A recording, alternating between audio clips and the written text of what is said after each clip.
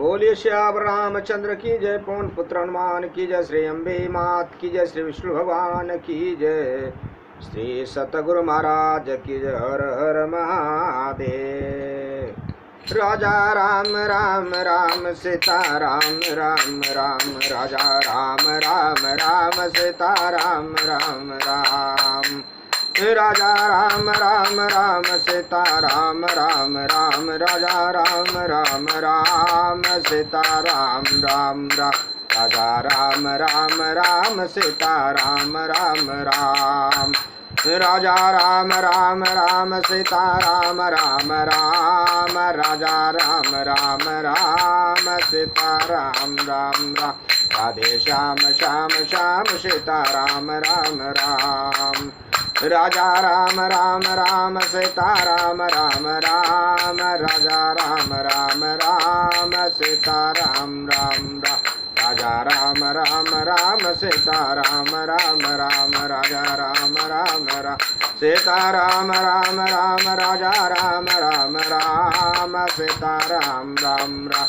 राजा राम राम राम सीता राम राम राम, राजा राम राम राम, राधे श्याम श्याम श्याम सीता राम राम राम, राजा राम राम राम सीता राम राम राम। श्याम रामचंद्र की जय, पवन पुत्र हनुमान की जय, श्री अम्बे मात की जय, श्री सतगुरु महाराज की जय। हर हर महादेव। श्री राम जय राम जय जय राम, श्री राम जय राम जय जय राम। भगवान शंकर के आशीर्वाद से, प्रभु श्री राम जी के कृपा से, देवी माँ के आशीर्वाद से, सदगुरु के कृपा से, श्री भक्तमाल कथा भाग 74 श्री मदालसा जी की कथा में आप लोगों ने कल मदालसा जी की कथा में श्री नवमी श्राइन से गालव मुनि राजा शत्रुजीत के यहाँ पधारे। उन्होंने संत रक्षा के लिए उनके पुत्र को रक्षा के लिए मांगा। कुवलय को वह गया है और वहाँ संत रक्षा के लिए राजा ने आदेश दे दिया। मुनि ले गए और वो जा कर के मदालसा नाम की राजकुमारी के गालव मुनि के पुत्री के साथ विवाह होता है, मृत्यु होती है। उनकी कथा चल रही है। इस प्रकार गालव अपने माता पिता के पास आते हैं और कहते हैं मैं अब सर्वथा दूसरी स्त्री अपने जीवन में ग्रहण नहीं करूंगा, क्योंकि उस राक्षस जो है उसका भाई के पिता को माला दे करके मृत्यु करवा दिया था, उसके पत्नी को, मदालसा जी को।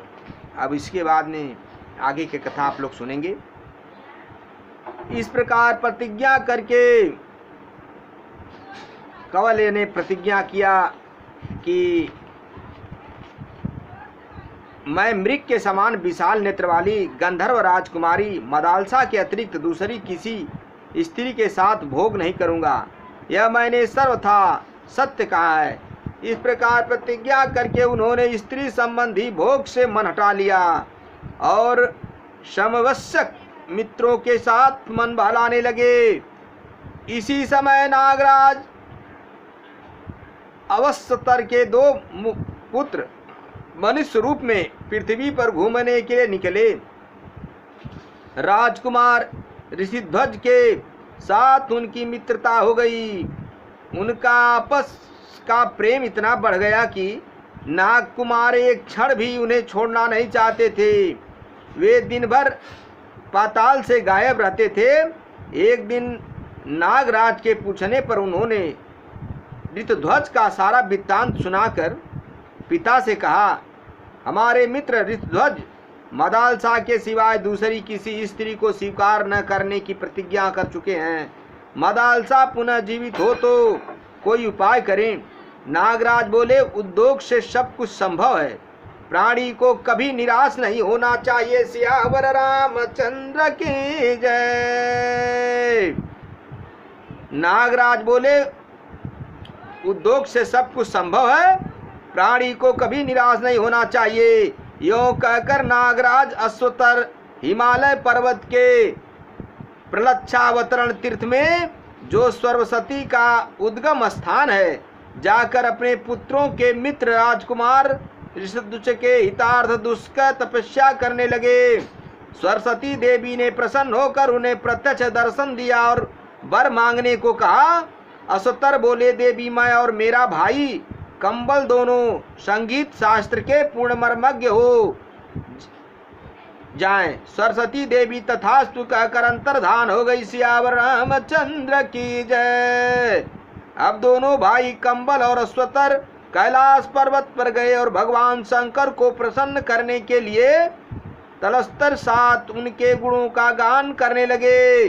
शंकर जी ने प्रसन्न होकर कहा, वर मांगो। तब कंबल सहित अश्वतर ने महादेव जी को प्रणाम करके कहा, भगवान कुलाश्व की पत्नी मदालसा जो अब मर चुकी है, पहले की ही अवस्था में मेरी कन्या के रूप में प्रकट हो। उसे पूर्व जन्म की बातों का स्मरण बना रहे। पहले ही जैसी उसकी कांति हो तथा वह योगिनी योग विद्या की जननी होकर मेरे घर में प्रकट हो। महादेव जी ने कहा, नागराज तुम श्राद्ध का दिन आने पर यही कामना लेकर पितरों का तर्पण करना और श्राद्ध में दिए हुए मध्यम पिंड को शुद्ध भाव से खा लेना। इससे वह तत्काल ही तुम्हारे मध्यमय फण से प्रकट हो जाएगी। नागराज ने वैसा ही किया। सुंदरी मदालसा उनके मध्यम फण से प्रकट हो गई। नागराज ने उसे महल के भीतर स्त्रियों के संरक्षण में रख दिया। यह रहस्य उन्होंने किसी पर प्रकट नहीं किया। तदंतर नागराज अश्वतर ने अपने पुत्रों से कहा, तुम राजकुमार ऋषिध्वज को यहाँ बुला लाओ। नागकुमार उन्हें लेकर गोमती के जल में उतरे और वहीं से खींचकर उन्हें पाताल में पहुंचा दिया। वहां वे अपने असली रूप में प्रकट हुए। ऋषिध्वज नागलोक की शोभा देखकर चकित हो उठे। सियावर रामचंद्र की जय। उन्होंने नागराज को प्रणाम किया। नागराज ने आशीर्वाद देकर ऋषिध्वज को भली भांति स्वागत सत्कार किया। भोजन के पश्चात सब लोग एक साथ बैठकर प्रेम प्रलाप करने लगे। नागराज ने मदालसा के पुनः जीवित होने की सारी कथा उन्हें कह सुनाई। फिर तो उन्होंने प्रसन्न होकर अपनी प्यारी पत्नी को ग्रहण किया। उनके स्मरण करते ही उनका प्यारा अश्व वहां पहुंचा। नागराज को प्रणाम करके वे मदालसा के साथ अश्व पे आरूढ़ हुए और अपने नगर में चले गए। वहां उन्होंने मदालसा के जीवित होने की कथा सुनाई। मदालसा ने भी सास ससुर के चरणों में प्रणाम किया। नगर में बड़ा भारी उत्सव मनाया गया। सियावर रामचंद्र की जय। कुछ काल के पश्चात महाराज शत्रुजीत परलोकवासी हो गए। ऋषिध्वज राजा हुए और मदालसा महारानी। मदालसा के गर्भ से प्रथम पुत्र उत्पन्न हुआ। राजा ने उनका नाम विक्रांत रखा। मदालसा यह नाम सुनकर हंसने लगी। इसके बाद समयानुसार क्रमशः 2 पुत्र हुए। उनके नाम सुबाहु और शत्रुमर्दन रखे गए। उन नामों पर भी मदालसा को हंसी आई। इन तीनों पुत्रों को उसने लोरियां गाने के व्याज से विशुद्ध आत्मज्ञान का उपदेश दिया। बड़े होने पर वे तीनों ममता शून्य और विरक्त हो गए। तत्पश्चात रानी मदालसा के गर्भ से चौथा पुत्र उत्पन्न हुआ। जब राजा उसका नामकरण करने चले तो उनकी दृष्टि मदालसा पर पड़ी। वह मंद मंद मुस्कुरा रही थी। राजा ने कहा, मैं नाम रखता हूँ तो हंसती हो, अब इस पुत्र का नाम तुम ही रखो। मदालसा ने कहा, जैसी आपकी आज्ञा। आपके चौथे पुत्र का नाम है अलर्क रखती हूँ। अलर्क। यह अद्भुत नाम सुनकर राजा ठठाकर हंस पड़े और बोले, इसका क्या अर्थ है? मदालसा ने उत्तर दिया, सुनिए, नाम से आत्मा का कोई संबंध नहीं है। संसार का व्यवहार चलाने के लिए कोई सा नाम कल्पना करके रख लिया जाता है। वह संज्ञा मात्र है, उसका कोई अर्थ नहीं। आपने भी जो नाम रखे वे भी निरर्थक ही हैं। पहले विक्रांत इस नाम के अर्थ पर विचार कीजिए। कांति का अर्थ है गति। जो एक स्थान से दूसरे स्थान पर जाता है वही विक्रांत है। आत्मा सर्वत्र व्यापक है, उसका कहीं आना जाना नहीं होता। अतः यह नाम उसके लिए निरर्थक तो है ही, स्वरूप के विपरीत भी है। आपके दूसरे पुत्र का नाम है शुभाहु रखा है। जब आत्मा निराकार है तो उसे बाह कहाँ से आई? जहाँ बाह ही नहीं है तो शुभाहु नाम रखना कितना असंगत है। तीसरे पुत्र का नाम है शत्रुमर्दन रखा गया, उसकी भी कोई सार्थकता नहीं दिखाई देती। सब शरीरों में एक ही आत्मा रम रहा है, सब शरीरों में एक ही आत्मा रम रहा है। ऐसी दशा में कौन किसका शत्रु और कौन किसका मर्दन करने वाला? यदि व्यवहार का निर्वाह मात्र ही उसका प्रयोजन है तो अलर्क नाम से भी इस उद्देश्य की पूर्ति हो सकती है। सियावर रामचंद्र की जय। राजा नियुत्तर हो गए। मदालसा ने उस बालक को भी ब्रह्म ज्ञान का उपदेश सुनाना आरंभ किया। तब राजा ने रोक कर कहा, देवी, इसे भी ज्ञान का उपदेश देकर मेरी वंश परंपरा का उच्छेद करने पर क्यों तुली हो? इसे प्रवृत्ति मार्ग में लाओ और उसके अनुकूल ही उपदेश दो। मदालसा ने पति की आज्ञा मान ली और अलर्क को बचपन में ही व्यवहार शास्त्र का पंडित बना दिया।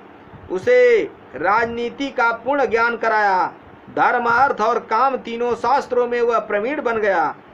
बड़े होने पर माता पिता ने अलर्क को राजगद्दी पर बिठाया और स्वयं वन में तपस्या करने के लिए चले गए। जाते समय मदालसा ने अलर्क को एक अंगूठी दी और कहा, जब तुम पर कोई संकट पड़े तो इस अंगूठी के छिद्र से उपदेश पत्र निकालकर पढ़ना और इसके अनुसार कार्य करना।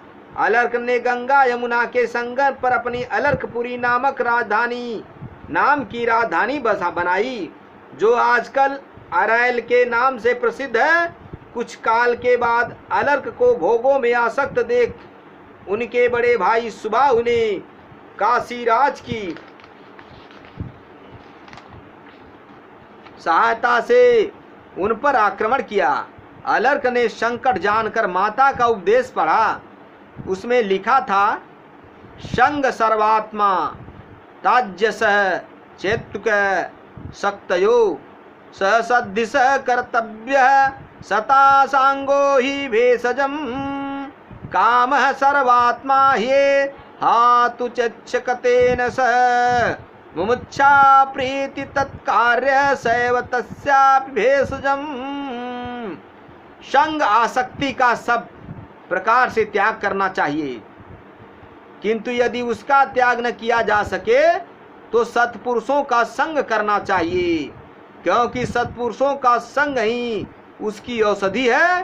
कामना को सर्वथा छोड़ देना चाहिए, परंतु यदि वह छोड़ी न जा सके तो मुमुक्ष मोक्ष की इच्छा के प्रति कामना करनी चाहिए, क्योंकि मुमुक्ष ही उस कामना को मिटाने की दवा है।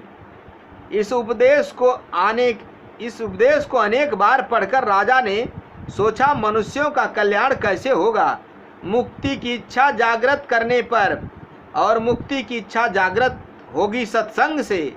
ऐसा विचार कर अलर्क ने महात्मा दत्तात्रेय जी की शरण ली और वहाँ ममता रहित विशुद्ध आत्मज्ञान का उपदेश पाकर वे सदा के लिए कृतार्थ हो गए। सियावर रामचंद्र की जय। इस प्रकार महासती मदालसा ने अपने पुत्रों का उद्धार करके स्वयं भी पति के साथ परम आत्मचिंतन में मन लगाया और थोड़े ही समय में मोक्ष स्वरूप परम पद प्राप्त कर लिया। मदालसा अब इस लोक में नहीं है, किंतु उसका नाम सदा के लिए ही अमर हो गया। सियावर रामचंद्र की जय। इस कथा को विस्तार से मार्कंडेय पुराण में आप लोग देखिए, उसमें लिखा गया है, मेरे भाइयों, मेरे मित्रों, मेरे बंधुओं, ईश्वर सत्य है, जगत मिथ्या है। बड़े भाग्य मानुष तन पावा, सुर दुर्लभ संतन ग्रंथ न गावा। ये मनुष्य का शरीर साक्षात मोक्ष का दरवाजा है, ये बड़े भाग्य से मिला है, इसे पा करके व्यर्थ न करें। हर पल हर घड़ी कहीं भी कैसे भी चलते फिरते उठते बैठते सोते जागते खाते पीते हर वक्त हर घड़ी भगवान का, राम का, कृष्ण का, नारायण का नाम का जपन करें, अपने जीवन का कल्याण करें। श्याम रामचंद्र की जय। यहाँ पे मदालसा जी की कथा दूसरे भाग की समाप्त हुई। अब आगे की कथा आप लोग अगले भाग में सुनिएगा। कथा विसर्जन होत सुनहु पवन कुमार राम लखन सीता सहित मोह पर करहूँ कल्याण। श्यावर रामचंद्र शंकर जी उमापति महादेव की जय। हर हर महादेव।